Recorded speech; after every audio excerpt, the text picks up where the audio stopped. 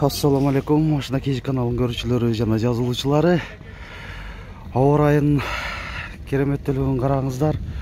Ошто көптен бері бұндай қар қалың жаап, жолдар тоңып, бұндай көрініш бола эле.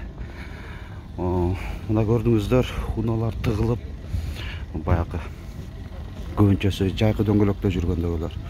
Жүрө албай аткандар да болуп атат. Эмне демекчибиз, унаңыздарды ошол дөңгөлөктөрүңүздөрдү алмаштырып, анан техникалык жактан карап дегенде, бачизди көрдүңүздөр, ручник кой бербей тоңуп калыптыр. Айтмакчы, ошол мындай убакта ручник дагы тартпай туруңуздар.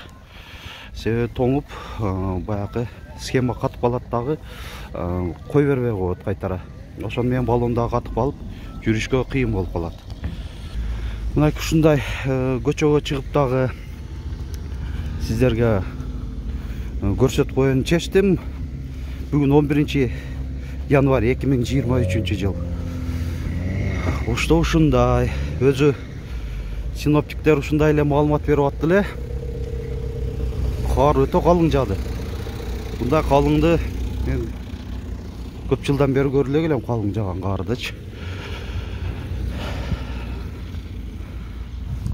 Бул дагы Аллахтын берген эми керемет кубулуш. Ауа райын температурасы да ушундай кескин түрдө төмөндөп кетти. Азыр -9ду көрсөтүп атат Ош шаарында. Күндүзү ушундай болуп атат. Көбүнчөсү күндүзү плюстук температура болчу эле.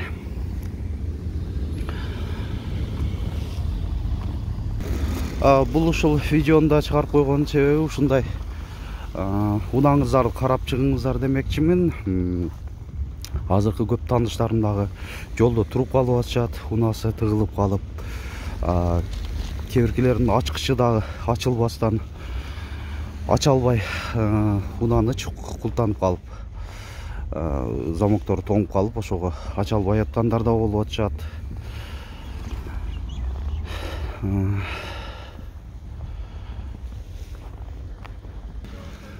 Унаңыздарда токтоткондон кийин дагы баягы подкрыльник жакты, брызговик жактары дагы карап коюңуздар.